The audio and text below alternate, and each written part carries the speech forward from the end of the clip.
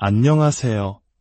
지적인 대화를 위한 지식 창고에 오신 것을 환영합니다. 혹시 주변에 유독 말이 통하지 않는 사람이 있나요? 가족이나 친구 혹은 직장 동료 중에 대화를 할수록 오히려 내 감정만 소모되고 깊은 무력감에 빠지게 만드는 그런 사람 말입니다. 모든 대화의 중심이 자신이어야 하고 타인의 감정에는 전혀 공감하지 못하며 어떤 상황에서든 자신을 피해자로 만들고 결코 책임지려 하지 않는 사람. 우리는 이런 성향을 가진 이들을 나르시시스트라고 부릅니다. 오늘 이 이야기는 바로 그런 사람들과 어쩔 수 없이 관계를 맺고 있는 분들을 위한 것입니다. 이들과의 대화에서 어떻게 나 자신을 지킬 수 있는지 그 실질적인 방법에 대해 깊이 있게 나눠보고자 합니다. 본격적인 이야기에 앞서 오늘 내용이 여러분께 도움이 될 것이라 생각되신다면 잠시 시간을 내어 구독과 좋아요를 눌러주시면 감사하겠습니다. 여러분의 작은 관심이 비슷한 어려움을 겪는 다른 분들에게도 이 지혜로운 이야기가 닿을 수 있는 큰 힘이 됩니다. 여러분의 삶에 평안과 지혜가 함께하기를 기원하며 이제 시작하겠습니다. 우리는 흔히 나르시시스트와는 대화하지 마세요. 그냥 관계를 끊으세요라는 조언을 듣습니다. 이론적으로는 완벽한 해결책입니다. 하지만 현실은 그렇게 간단하지 않습니다. 그 사람이 나의 부모님이거나 배우자이거나 혹은 매일 얼굴을 봐야 하는 직장 상사라면 어떨까요? 피하고 싶어도 피할 수 없는 관계 속에서 우리는 매일 상처받고 지쳐갑니다. 저는 심리치료사나 정신과 의사는 아닙니다. 하지만 수많은 사람들을 가장 극단적인 상황 속에서 만나 대화하는 일을 해왔습니다. 바로 법정에서의 반대 신문입니다. 증인석에 앉은 사람들은 대부분 저와 대화하고 싶어 하지 않습니다. 자신의 잘못을 인정해야 하는 상황에 처해 있기 때문이죠. 그 과정에서 저는 수많은 나르시시스트 성향의 사람들을 만나왔고 그들과의 대화에서 효과적인 전략들을 터득하게 되었습니다. 오늘 여러분께 그 경험을 바탕으로 한 현실적인 대화법을 알려드리고자 합니다. 첫 번째로 가장 중요한 것은 마음가짐의 전환입니다. 나르시시스트와의 대화는 소통이 아니라 게임이라는 사실을 인정해야 합니다. 그들이 만든 이 게임의 이름은 바로 칭찬 아니면 도발 게임입니다. 이 게임의 규칙은 간단합니다.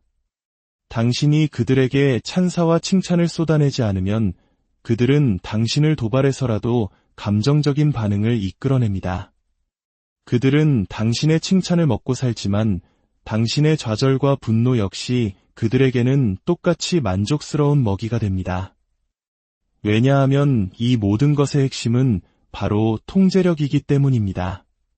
긍정적이든 부정적이든 당신의 감정을 자기 마음대로 조종할 수 있다는 사실 자체에서 희열을 느끼는 것이죠. 그리고 이 게임은 당신이 절대로 이길 수 없도록 설계되어 있습니다. 마치 허름한 유원지의 사격 게임이나 인형 뽑기 기계처럼 말입니다. 조금만 더 하면 이길 수 있을 것 같고 내 실력이 부족해서 그런 것 같아 돈을 계속 넣게 되지만 사실 그 게임은 처음부터 조작되어 있습니다. 당신의 잘못이 아닙니다. 게임 자체가 불공평한 것입니다.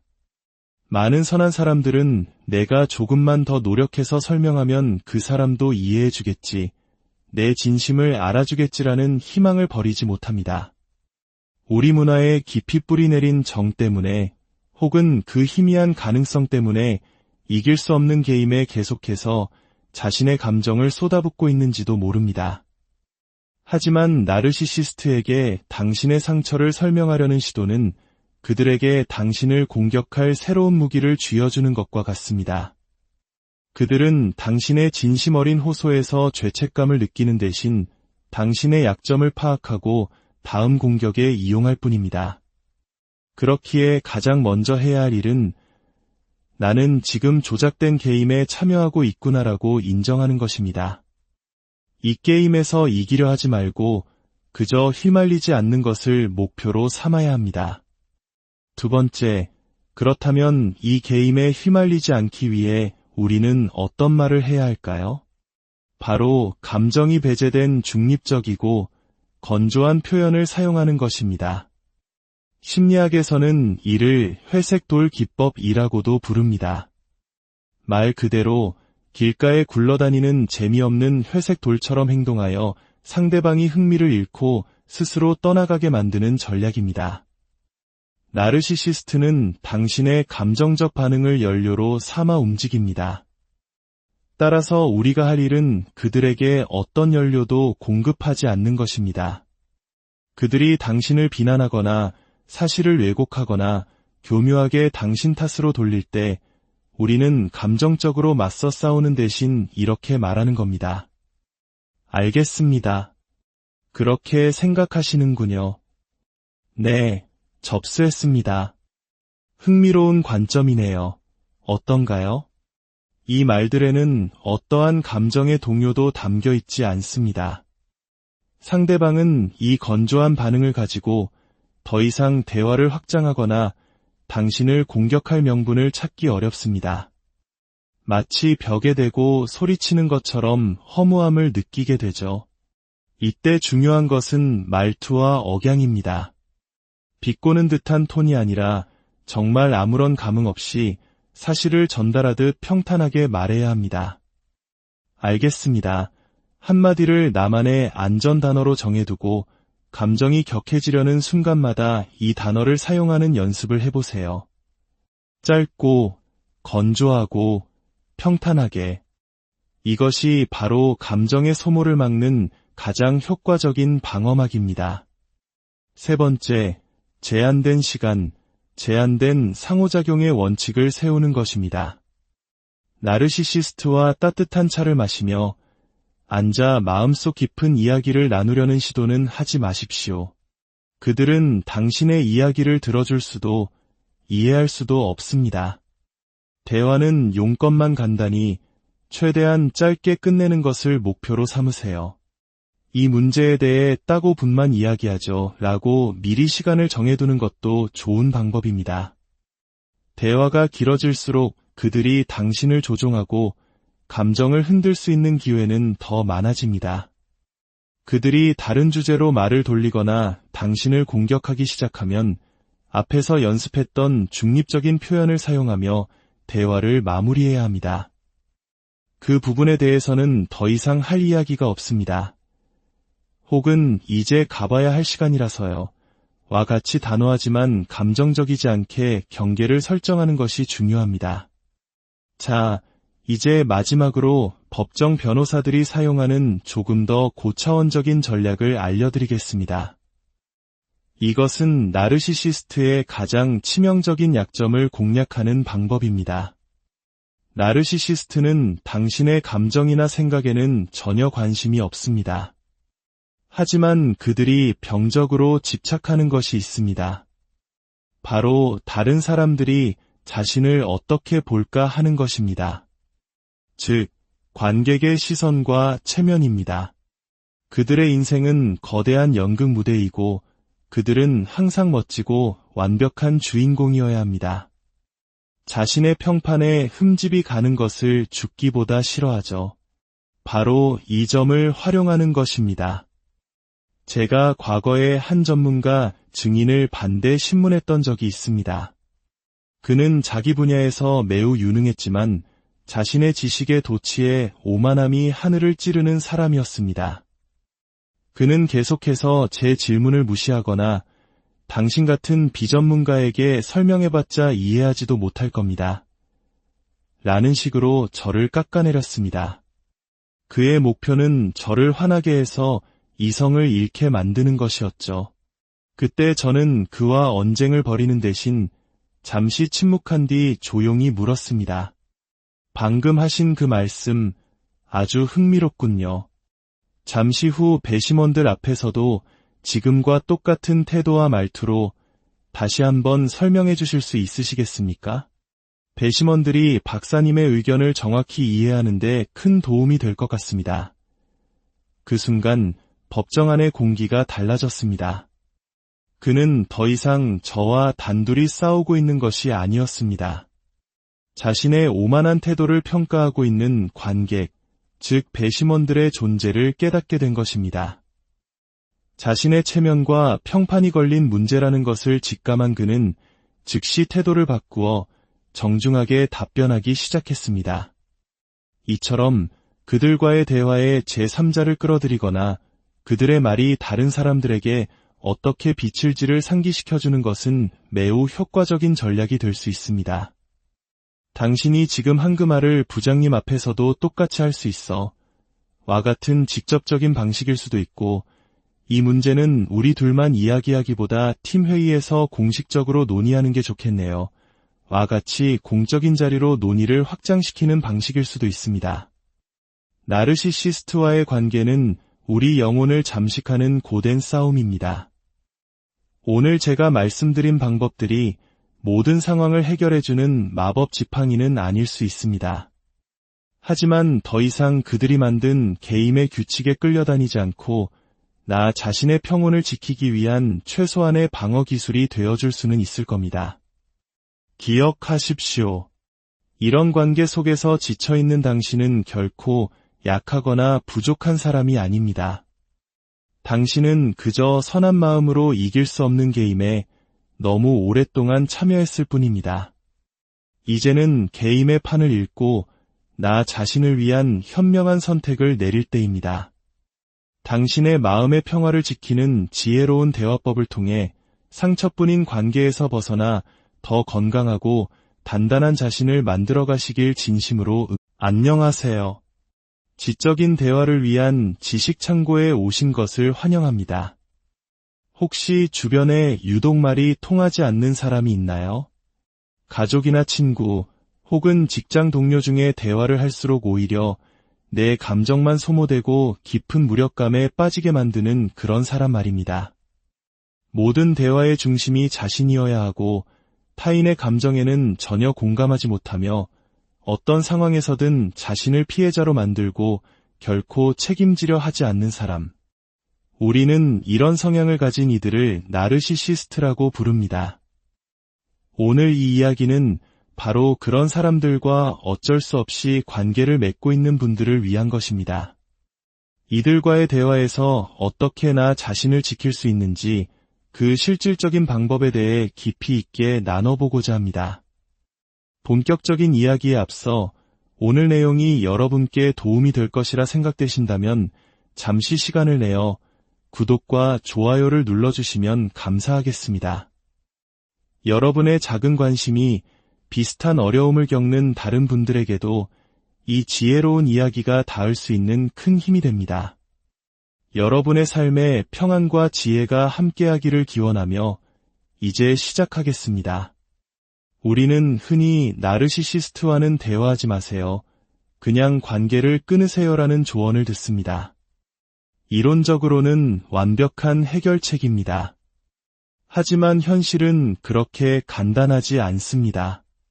그 사람이 나의 부모님이거나 배우자이거나 혹은 매일 얼굴을 봐야 하는 직장 상사라면 어떨까요?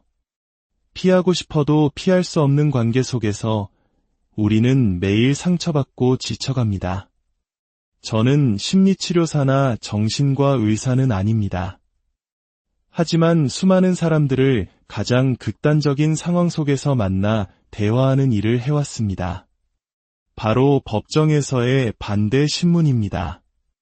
증인석에 앉은 사람들은 대부분 저와 대화하고 싶어 하지 않습니다. 자신의 잘못을 인정해야 하는 상황에 처해 있기 때문이죠.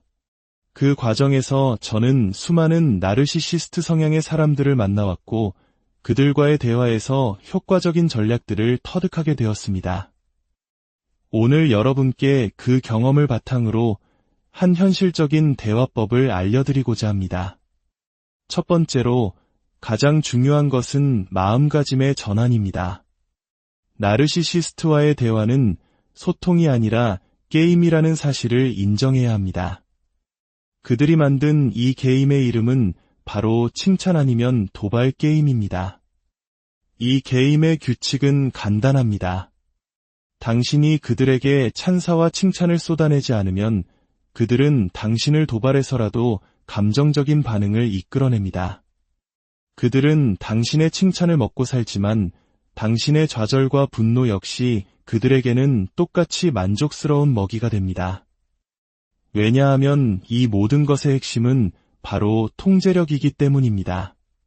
긍정적이든 부정적이든 당신의 감정을 자기 마음대로 조종할 수 있다는 사실 자체에서 희열을 느끼는 것이죠.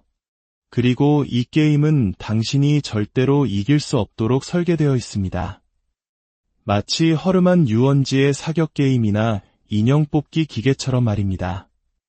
조금만 더 하면 이길 수 있을 것 같고 내 실력이 부족해서 그런 것 같아 돈을 계속 넣게 되지만 사실 그 게임은 처음부터 조작되어 있습니다. 당신의 잘못이 아닙니다. 게임 자체가 불공평한 것입니다. 많은 선한 사람들은 내가 조금만 더 노력해서 설명하면 그 사람도 이해해주겠지, 내 진심을 알아주겠지라는 희망을 버리지 못합니다. 우리 문화에 깊이 뿌리내린 정 때문에 혹은 그 희미한 가능성 때문에 이길 수 없는 게임에 계속해서 자신의 감정을 쏟아붓고 있는지도 모릅니다. 하지만 나르시시스트에게 당신의 상처를 설명하려는 시도는 그들에게 당신을 공격할 새로운 무기를 쥐어주는 것과 같습니다. 그들은 당신의 진심 어린 호소에서 죄책감을 느끼는 대신 당신의 약점을 파악하고 다음 공격에 이용할 뿐입니다. 그렇기에 가장 먼저 해야 할 일은 나는 지금 조작된 게임에 참여하고 있구나라고 인정하는 것입니다. 이 게임에서 이기려 하지 말고 그저 휘말리지 않는 것을 목표로 삼아야 합니다. 두 번째, 그렇다면 이 게임에 휘말리지 않기 위해 우리는 어떤 말을 해야 할까요? 바로 감정이 배제된 중립적이고 건조한 표현을 사용하는 것입니다. 심리학에서는 이를 회색 돌 기법이라고도 부릅니다. 말 그대로 길가에 굴러다니는 재미없는 회색 돌처럼 행동하여 상대방이 흥미를 잃고 스스로 떠나가게 만드는 전략입니다. 나르시시스트는 당신의 감정적 반응을 연료로 삼아 움직입니다. 따라서 우리가 할 일은 그들에게 어떤 연료도 공급하지 않는 것입니다. 그들이 당신을 비난하거나 사실을 왜곡하거나 교묘하게 당신 탓으로 돌릴 때 우리는 감정적으로 맞서 싸우는 대신 이렇게 말하는 겁니다. 알겠습니다. 그렇게 생각하시는군요. 네, 접수했습니다. 흥미로운 관점이네요. 어떤가요? 이 말들에는 어떠한 감정의 동요도 담겨 있지 않습니다. 상대방은 이 건조한 반응을 가지고 더 이상 대화를 확장하거나 당신을 공격할 명분을 찾기 어렵습니다. 마치 벽에 대고 소리치는 것처럼 허무함을 느끼게 되죠. 이때 중요한 것은 말투와 억양입니다. 비꼬는 듯한 톤이 아니라 정말 아무런 감흥 없이 사실을 전달하듯 평탄하게 말해야 합니다. 알겠습니다. 한마디를 나만의 안전 단어로 정해두고 감정이 격해지려는 순간마다 이 단어를 사용하는 연습을 해보세요. 짧고, 건조하고, 평탄하게. 이것이 바로 감정의 소모를 막는 가장 효과적인 방어막입니다. 세 번째, 제한된 시간, 제한된 상호작용의 원칙을 세우는 것입니다. 나르시시스트와 따뜻한 차를 마시며 앉아 마음속 깊은 이야기를 나누려는 시도는 하지 마십시오. 그들은 당신의 이야기를 들어줄 수도 이해할 수도 없습니다. 대화는 용건만 간단히 최대한 짧게 끝내는 것을 목표로 삼으세요. 이 문제에 대해 따고 분만 이야기하죠 라고 미리 시간을 정해두는 것도 좋은 방법입니다. 대화가 길어질수록 그들이 당신을 조종하고 감정을 흔들 수 있는 기회는 더 많아집니다. 그들이 다른 주제로 말을 돌리거나 당신을 공격하기 시작하면 앞에서 연습했던 중립적인 표현을 사용하며 대화를 마무리해야 합니다. 그 부분에 대해서는 더 이상 할 이야기가 없습니다. 혹은 이제 가봐야 할 시간이라서요. 와 같이 단호하지만 감정적이지 않게 경계를 설정하는 것이 중요합니다. 자, 이제 마지막으로 법정 변호사들이 사용하는 조금 더 고차원적인 전략을 알려드리겠습니다. 이것은 나르시시스트의 가장 치명적인 약점을 공략하는 방법입니다. 나르시시스트는 당신의 감정이나 생각에는 전혀 관심이 없습니다. 하지만 그들이 병적으로 집착하는 것이 있습니다. 바로 다른 사람들이 자신을 어떻게 볼까 하는 것입니다. 즉, 관객의 시선과 체면입니다. 그들의 인생은 거대한 연극 무대이고 그들은 항상 멋지고 완벽한 주인공이어야 합니다. 자신의 평판에 흠집이 가는 것을 죽기보다 싫어하죠. 바로 이 점을 활용하는 것입니다. 제가 과거에 한 전문가 증인을 반대 신문했던 적이 있습니다. 그는 자기 분야에서 매우 유능했지만 자신의 지식의 도취에 오만함이 하늘을 찌르는 사람이었습니다. 그는 계속해서 제 질문을 무시하거나 당신 같은 비전문가에게 설명해봤자 이해하지도 못할 겁니다. 라는 식으로 저를 깎아내렸습니다. 그의 목표는 저를 화나게 해서 이성을 잃게 만드는 것이었죠. 그때 저는 그와 언쟁을 벌이는 대신 잠시 침묵한 뒤 조용히 물었습니다. 방금 하신 그 말씀 아주 흥미롭군요.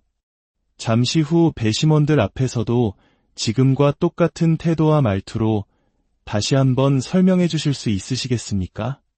배심원들이 박사님의 의견을 정확히 이해하는데 큰 도움이 될 것 같습니다.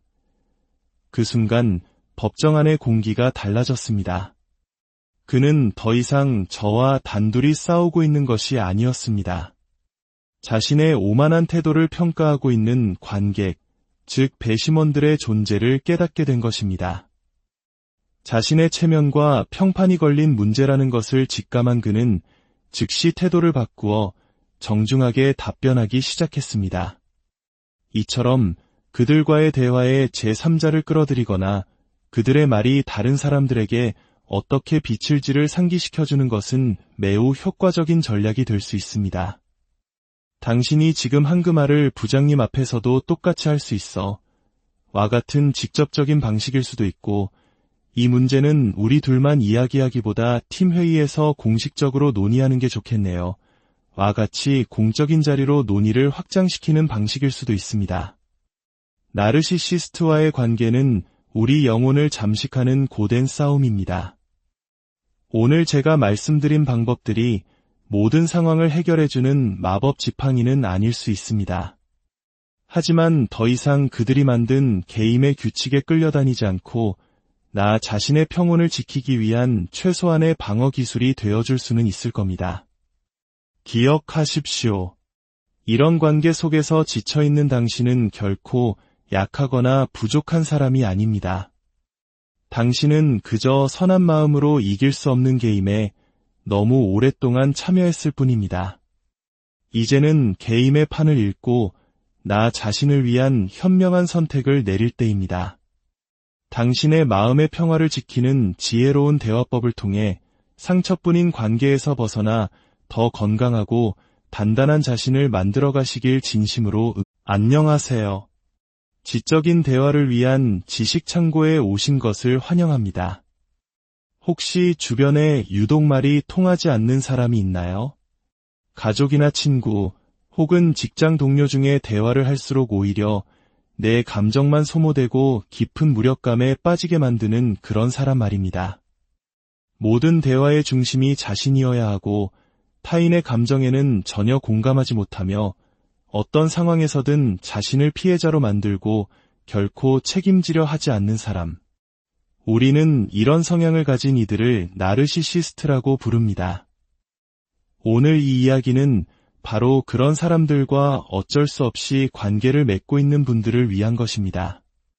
이들과의 대화에서 어떻게 나 자신을 지킬 수 있는지 그 실질적인 방법에 대해 깊이 있게 나눠보고자 합니다.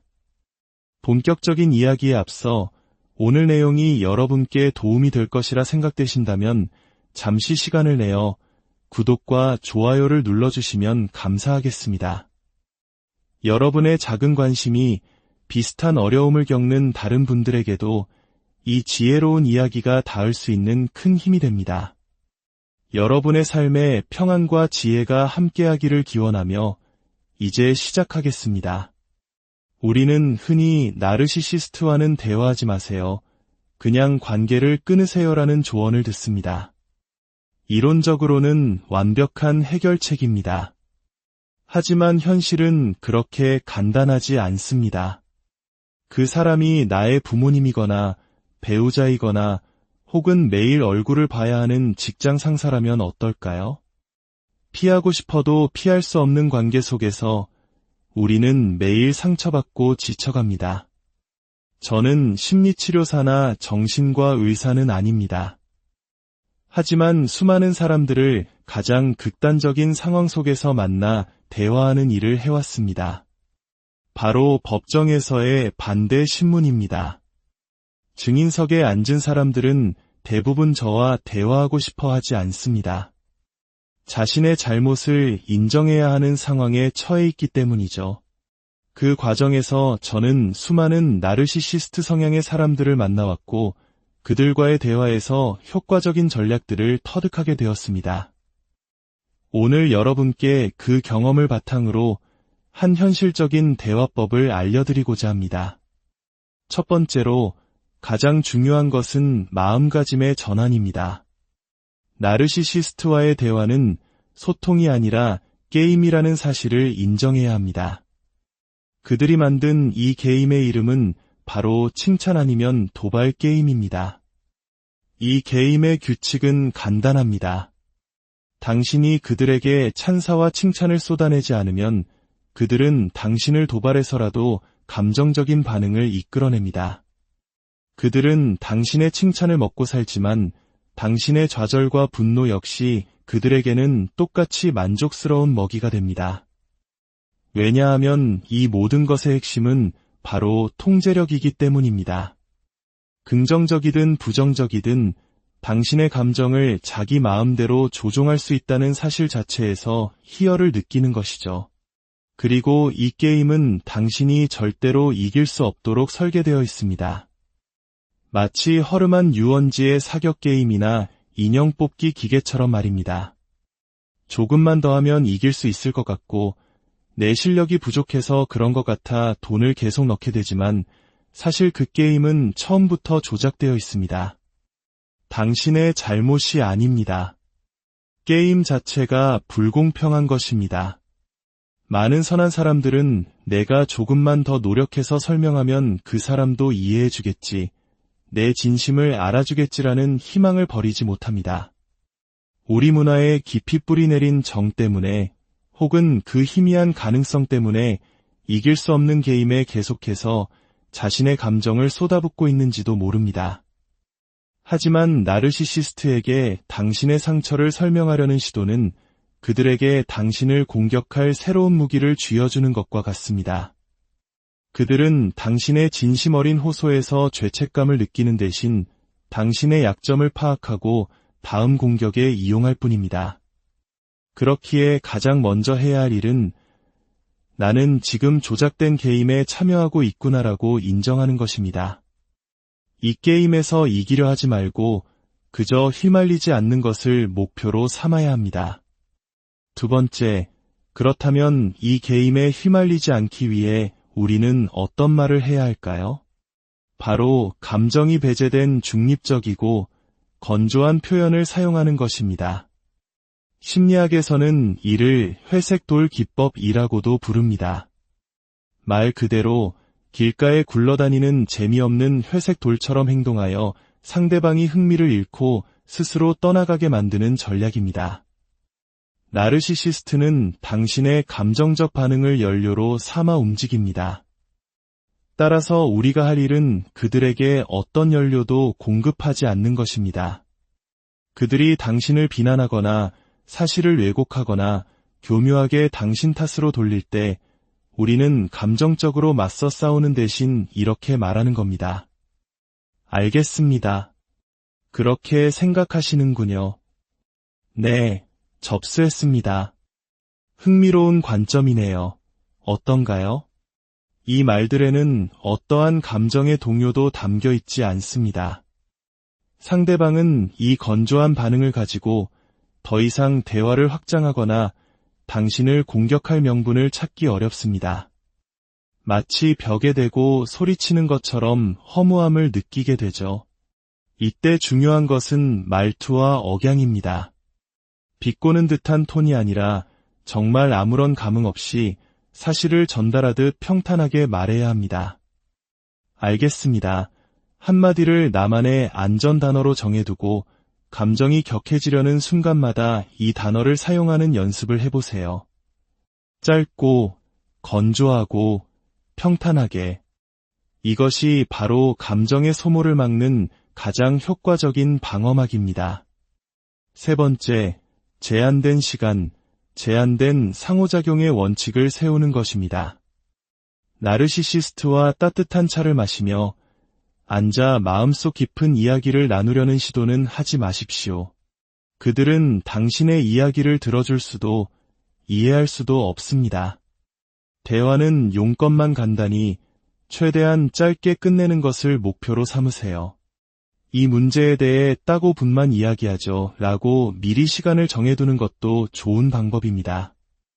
대화가 길어질수록 그들이 당신을 조종하고 감정을 흔들 수 있는 기회는 더 많아집니다. 그들이 다른 주제로 말을 돌리거나 당신을 공격하기 시작하면 앞에서 연습했던 중립적인 표현을 사용하며 대화를 마무리해야 합니다.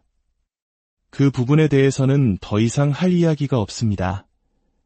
혹은 이제 가봐야 할 시간이라서요. 와 같이 단호하지만 감정적이지 않게 경계를 설정하는 것이 중요합니다. 자, 이제 마지막으로 법정 변호사들이 사용하는 조금 더 고차원적인 전략을 알려드리겠습니다. 이것은 나르시시스트의 가장 치명적인 약점을 공략하는 방법입니다. 나르시시스트는 당신의 감정이나 생각에는 전혀 관심이 없습니다. 하지만 그들이 병적으로 집착하는 것이 있습니다. 바로 다른 사람들이 자신을 어떻게 볼까 하는 것입니다. 즉, 관객의 시선과 체면입니다. 그들의 인생은 거대한 연극 무대이고 그들은 항상 멋지고 완벽한 주인공이어야 합니다. 자신의 평판에 흠집이 가는 것을 죽기보다 싫어하죠.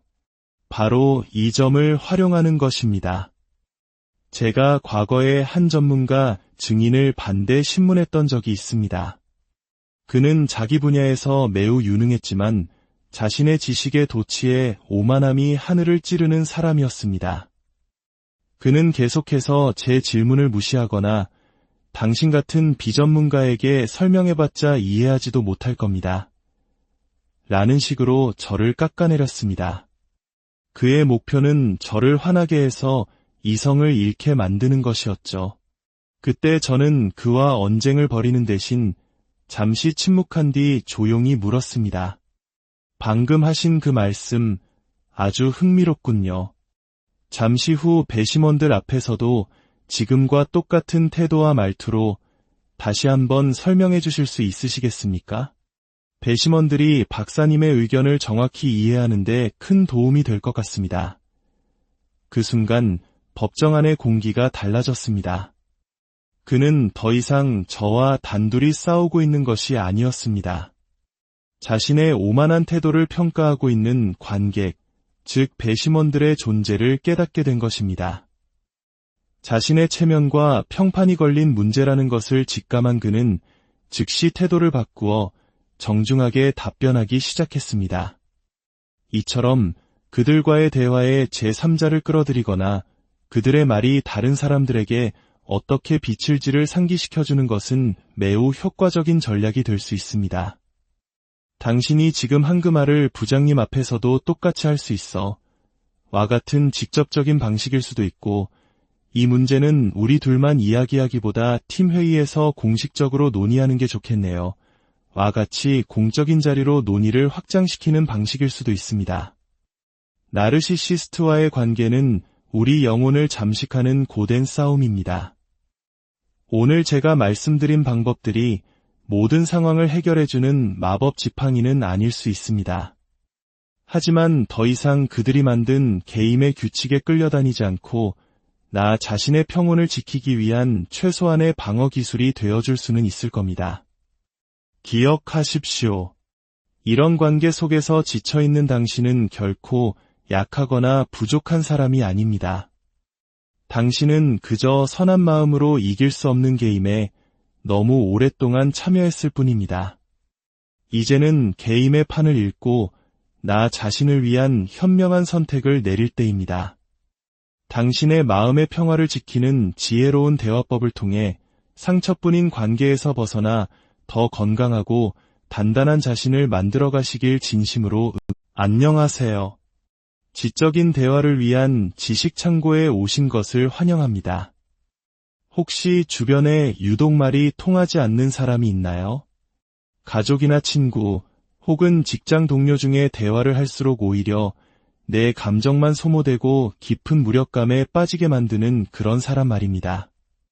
모든 대화의 중심이 자신이어야 하고 타인의 감정에는 전혀 공감하지 못하며 어떤 상황에서든 자신을 피해자로 만들고 결코 책임지려 하지 않는 사람. 우리는 이런 성향을 가진 이들을 나르시시스트라고 부릅니다. 오늘 이 이야기는 바로 그런 사람들과 어쩔 수 없이 관계를 맺고 있는 분들을 위한 것입니다. 이들과의 대화에서 어떻게 나 자신을 지킬 수 있는지 그 실질적인 방법에 대해 깊이 있게 나눠보고자 합니다. 본격적인 이야기에 앞서 오늘 내용이 여러분께 도움이 될 것이라 생각되신다면 잠시 시간을 내어 구독과 좋아요를 눌러주시면 감사하겠습니다. 여러분의 작은 관심이 비슷한 어려움을 겪는 다른 분들에게도 이 지혜로운 이야기가 닿을 수 있는 큰 힘이 됩니다. 여러분의 삶에 평안과 지혜가 함께하기를 기원하며 이제 시작하겠습니다. 우리는 흔히 나르시시스트와는 대화하지 마세요. 그냥 관계를 끊으세요라는 조언을 듣습니다. 이론적으로는 완벽한 해결책입니다. 하지만 현실은 그렇게 간단하지 않습니다. 그 사람이 나의 부모님이거나 배우자이거나 혹은 매일 얼굴을 봐야 하는 직장 상사라면 어떨까요? 피하고 싶어도 피할 수 없는 관계 속에서 우리는 매일 상처받고 지쳐갑니다.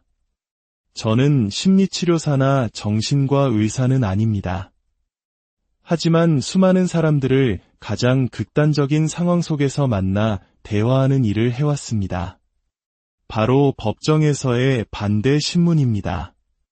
증인석에 앉은 사람들은 대부분 저와 대화하고 싶어 하지 않습니다.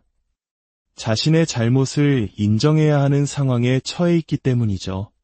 그 과정에서 저는 수많은 나르시시스트 성향의 사람들을 만나왔고 그들과의 대화에서 효과적인 전략들을 터득하게 되었습니다.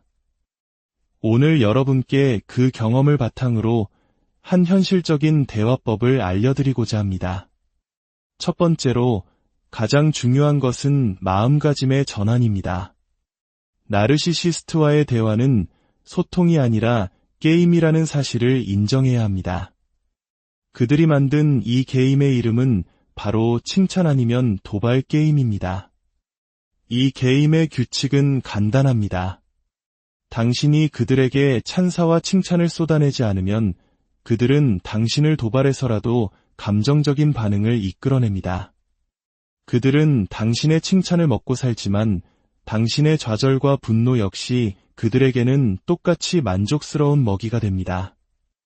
왜냐하면 이 모든 것의 핵심은 바로 통제력이기 때문입니다. 긍정적이든 부정적이든 당신의 감정을 자기 마음대로 조종할 수 있다는 사실 자체에서 희열을 느끼는 것이죠. 그리고 이 게임은 당신이 절대로 이길 수 없도록 설계되어 있습니다. 마치 허름한 유원지의 사격 게임이나 인형 뽑기 기계처럼 말입니다.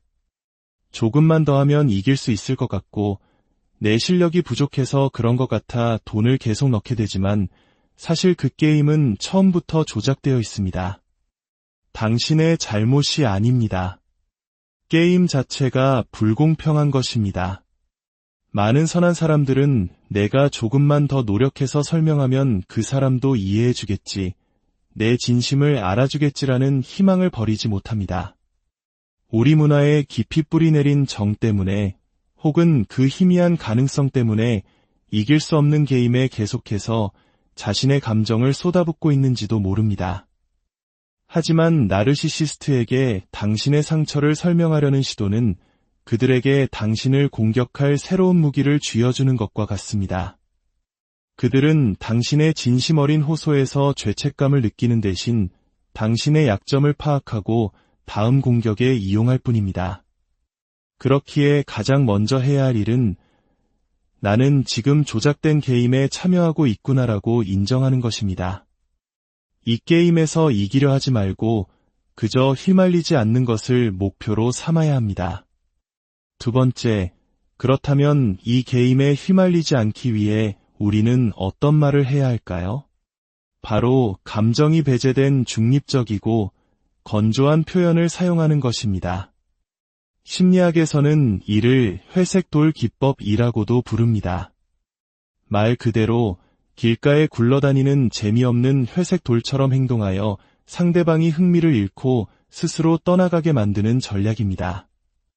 나르시시스트는 당신의 감정적 반응을 연료로 삼아 움직입니다. 따라서 우리가 할 일은 그들에게 어떤 연료도 공급하지 않는 것입니다. 그들이 당신을 비난하거나 사실을 왜곡하거나 교묘하게 당신 탓으로 돌릴 때 우리는 감정적으로 맞서 싸우는 대신 이렇게 말하는 겁니다. 알겠습니다. 그렇게 생각하시는군요. 네, 접수했습니다. 흥미로운 관점이네요. 어떤가요? 이 말들에는 어떠한 감정의 동요도 담겨 있지 않습니다. 상대방은 이 건조한 반응을 가지고 더 이상 대화를 확장하거나 당신을 공격할 명분을 찾기 어렵습니다. 마치 벽에 대고 소리치는 것처럼 허무함을 느끼게 되죠. 이때 중요한 것은 말투와 억양입니다. 비꼬는 듯한 톤이 아니라 정말 아무런 감흥 없이 사실을 전달하듯 평탄하게 말해야 합니다. 알겠습니다. 한마디를 나만의 안전 단어로 정해두고 감정이 격해지려는 순간마다 이 단어를 사용하는 연습을 해보세요. 짧고, 건조하고, 평탄하게. 이것이 바로 감정의 소모를 막는 가장 효과적인 방어막입니다. 세 번째, 제한된 시간, 제한된 상호작용의 원칙을 세우는 것입니다. 나르시시스트와 따뜻한 차를 마시며 앉아 마음속 깊은 이야기를 나누려는 시도는 하지 마십시오.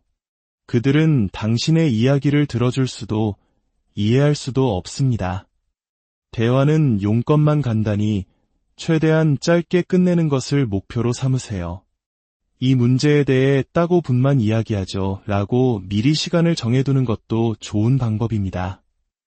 대화가 길어질수록 그들이 당신을 조종하고 감정을 흔들 수 있는 기회는 더 많아집니다. 그들이 다른 주제로 말을 돌리거나 당신을 공격하기 시작하면 앞에서 연습했던 중립적인 표현을 사용하며 대화를 마무리해야 합니다. 그 부분에 대해서는 더 이상 할 이야기가 없습니다. 혹은 이제 가봐야 할 시간이라서요. 와 같이 단호하지만 감정적이지 않게 경계를 설정하는 것이 중요합니다. 자, 이제 마지막으로 법정 변호사들이 사용하는 조금 더 고차원적인 전략을 알려드리겠습니다. 이것은 나르시시스트의 가장 치명적인 약점을 공략하는 방법입니다. 나르시시스트는 당신의 감정이나 생각에는 전혀 관심이 없습니다. 하지만 그들이 병적으로 집착하는 것이 있습니다. 바로 다른 사람들이 자신을 어떻게 볼까 하는 것입니다. 즉, 관객의 시선과 체면입니다. 그들의 인생은 거대한 연극 무대이고 그들은 항상 멋지고 완벽한 주인공이어야 합니다. 자신의 평판에 흠집이 가는 것을 죽기보다 싫어하죠. 바로 이 점을 활용하는 것입니다. 제가 과거에 한 전문가 증인을 반대 신문했던 적이 있습니다. 그는 자기 분야에서 매우 유능했지만 자신의 지식의 도취에 오만함이 하늘을 찌르는 사람이었습니다. 그는 계속해서 제 질문을 무시하거나 당신 같은 비전문가에게 설명해봤자 이해하지도 못할 겁니다. 라는 식으로 저를 깎아내렸습니다. 그의 목표는 저를 화나게 해서 이성을 잃게 만드는 것이었죠. 그때 저는 그와 언쟁을 벌이는 대신 잠시 침묵한 뒤 조용히 물었습니다. 방금 하신 그 말씀 아주 흥미롭군요. 잠시 후 배심원들 앞에서도 지금과 똑같은 태도와 말투로 다시 한번 설명해 주실 수 있으시겠습니까? 배심원들이 박사님의 의견을 정확히 이해하는데 큰 도움이 될 것 같습니다. 그 순간 법정 안의 공기가 달라졌습니다. 그는 더 이상 저와 단둘이 싸우고 있는 것이 아니었습니다. 자신의 오만한 태도를 평가하고 있는 관객, 즉 배심원들의 존재를 깨닫게 된 것입니다. 자신의 체면과 평판이 걸린 문제라는 것을 직감한 그는 즉시 태도를 바꾸어 정중하게 답변하기 시작했습니다. 이처럼 그들과의 대화에 제3자를 끌어들이거나 그들의 말이 다른 사람들에게 어떻게 비칠지를 상기시켜주는 것은 매우 효과적인 전략이 될 수 있습니다. 당신이 지금 한 그 말을 부장님 앞에서도 똑같이 할 수 있어. 와 같은 직접적인 방식일 수도 있고, 이 문제는 우리 둘만 이야기하기보다 팀회의에서 공식적으로 논의하는 게 좋겠네요. 와 같이 공적인 자리로 논의를 확장시키는 방식일 수도 있습니다. 나르시시스트와의 관계는 우리 영혼을 잠식하는 고된 싸움입니다. 오늘 제가 말씀드린 방법들이 모든 상황을 해결해주는 마법 지팡이는 아닐 수 있습니다. 하지만 더 이상 그들이 만든 게임의 규칙에 끌려다니지 않고 나 자신의 평온을 지키기 위한 최소한의 방어 기술이 되어줄 수는 있을 겁니다. 기억하십시오.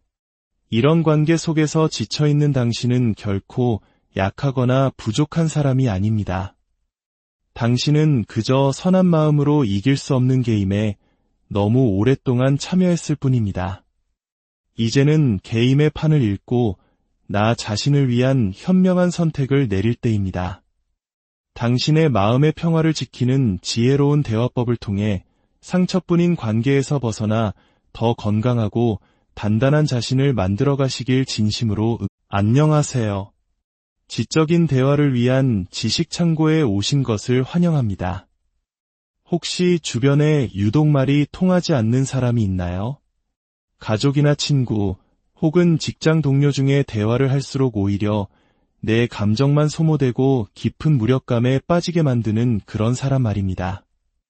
모든 대화의 중심이 자신이어야 하고 타인의 감정에는 전혀 공감하지 못하며 어떤 상황에서든 자신을 피해자로 만들고 결코 책임지려 하지 않는 사람.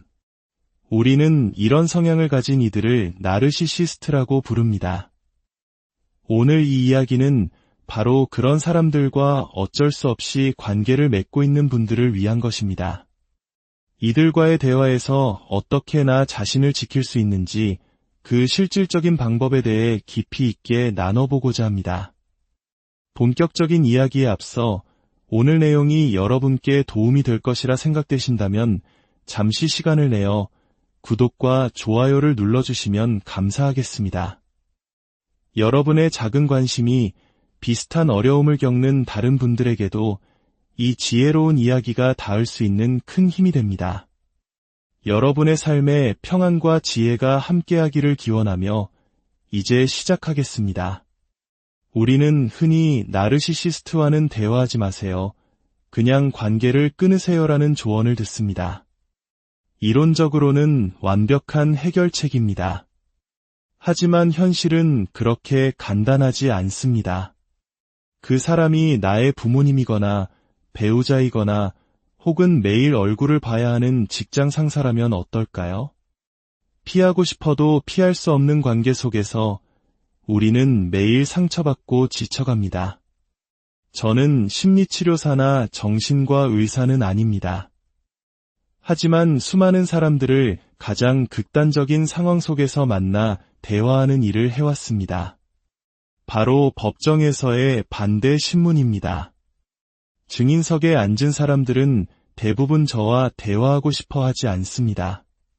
자신의 잘못을 인정해야 하는 상황에 처해 있기 때문이죠. 그 과정에서 저는 수많은 나르시시스트 성향의 사람들을 만나왔고 그들과의 대화에서 효과적인 전략들을 터득하게 되었습니다. 오늘 여러분께 그 경험을 바탕으로 한 현실적인 대화법을 알려드리고자 합니다. 첫 번째로 가장 중요한 것은 마음가짐의 전환입니다. 나르시시스트와의 대화는 소통이 아니라 게임이라는 사실을 인정해야 합니다. 그들이 만든 이 게임의 이름은 바로 칭찬 아니면 도발 게임입니다. 이 게임의 규칙은 간단합니다.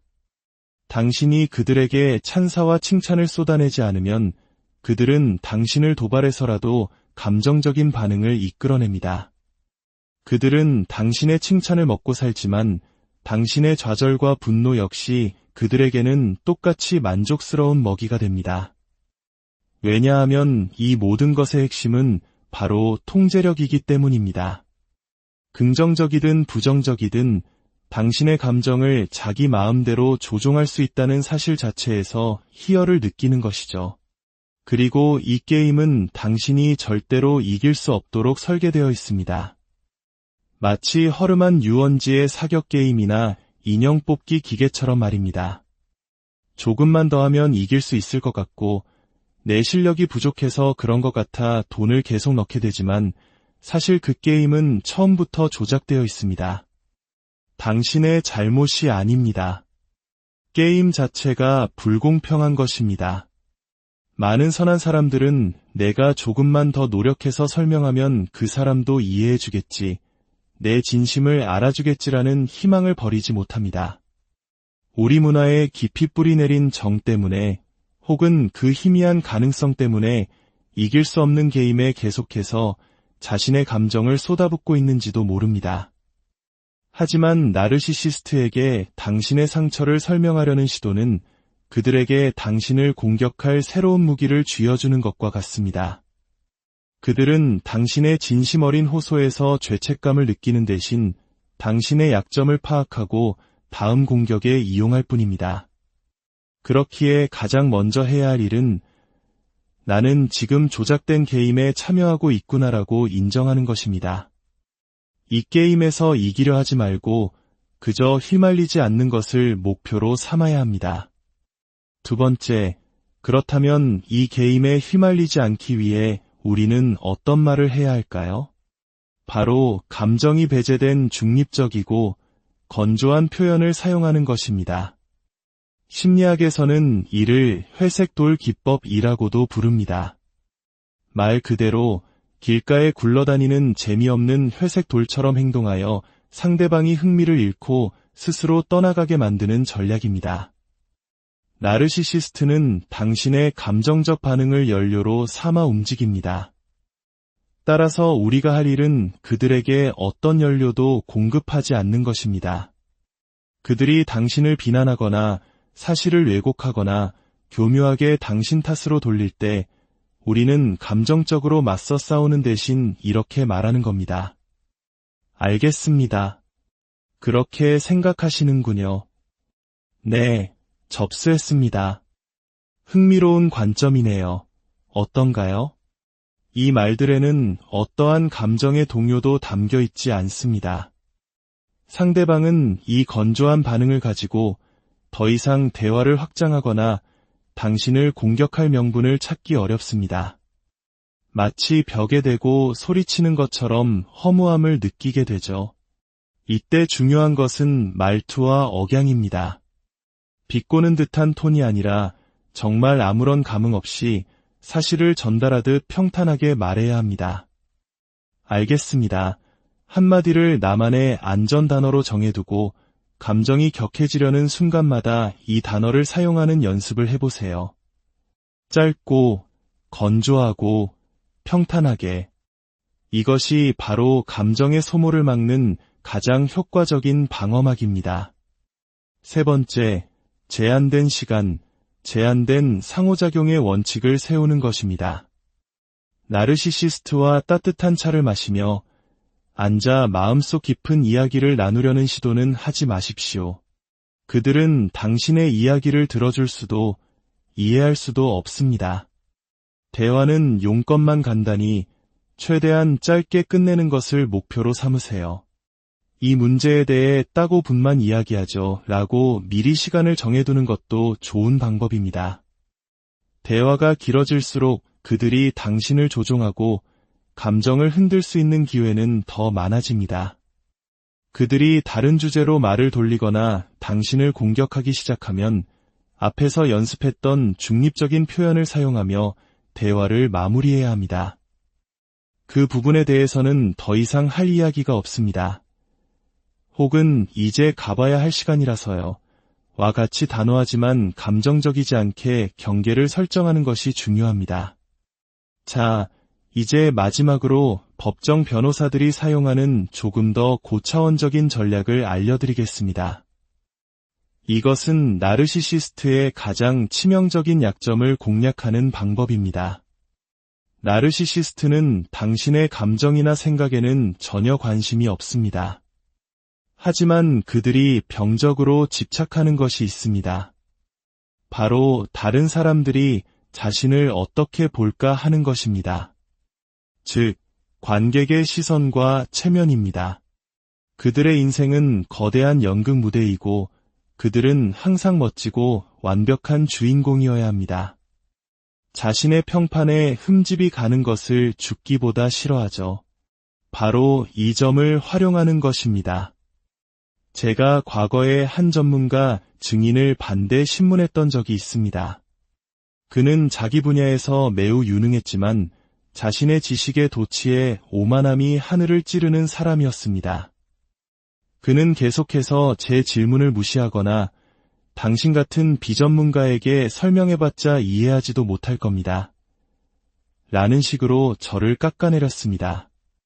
그의 목표는 저를 화나게 해서 이성을 잃게 만드는 것이었죠. 그때 저는 그와 언쟁을 벌이는 대신 잠시 침묵한 뒤 조용히 물었습니다. 방금 하신 그 말씀 아주 흥미롭군요. 잠시 후 배심원들 앞에서도 지금과 똑같은 태도와 말투로 다시 한번 설명해 주실 수 있으시겠습니까? 배심원들이 박사님의 의견을 정확히 이해하는데 큰 도움이 될 것 같습니다. 그 순간 법정 안의 공기가 달라졌습니다. 그는 더 이상 저와 단둘이 싸우고 있는 것이 아니었습니다. 자신의 오만한 태도를 평가하고 있는 관객, 즉 배심원들의 존재를 깨닫게 된 것입니다. 자신의 체면과 평판이 걸린 문제라는 것을 직감한 그는 즉시 태도를 바꾸어 정중하게 답변하기 시작했습니다. 이처럼 그들과의 대화에 제3자를 끌어들이거나 그들의 말이 다른 사람들에게 어떻게 비칠지를 상기시켜주는 것은 매우 효과적인 전략이 될 수 있습니다. 당신이 지금 한 그 말을 부장님 앞에서도 똑같이 할 수 있어. 와 같은 직접적인 방식일 수도 있고, 이 문제는 우리 둘만 이야기하기보다 팀회의에서 공식적으로 논의하는 게 좋겠네요. 와 같이 공적인 자리로 논의를 확장시키는 방식일 수도 있습니다. 나르시시스트와의 관계는 우리 영혼을 잠식하는 고된 싸움입니다. 오늘 제가 말씀드린 방법들이 모든 상황을 해결해주는 마법 지팡이는 아닐 수 있습니다. 하지만 더 이상 그들이 만든 게임의 규칙에 끌려다니지 않고 나 자신의 평온을 지키기 위한 최소한의 방어 기술이 되어줄 수는 있을 겁니다. 기억하십시오. 이런 관계 속에서 지쳐있는 당신은 결코 약하거나 부족한 사람이 아닙니다. 당신은 그저 선한 마음으로 이길 수 없는 게임에 너무 오랫동안 참여했을 뿐입니다. 이제는 게임의 판을 읽고 나 자신을 위한 현명한 선택을 내릴 때입니다. 당신의 마음의 평화를 지키는 지혜로운 대화법을 통해 상처뿐인 관계에서 벗어나 더 건강하고 단단한 자신을 만들어가시길 진심으로 안녕하세요. 지적인 대화를 위한 지식창고에 오신 것을 환영합니다. 혹시 주변에 유독 말이 통하지 않는 사람이 있나요? 가족이나 친구, 혹은 직장 동료 중에 대화를 할수록 오히려 내 감정만 소모되고 깊은 무력감에 빠지게 만드는 그런 사람 말입니다.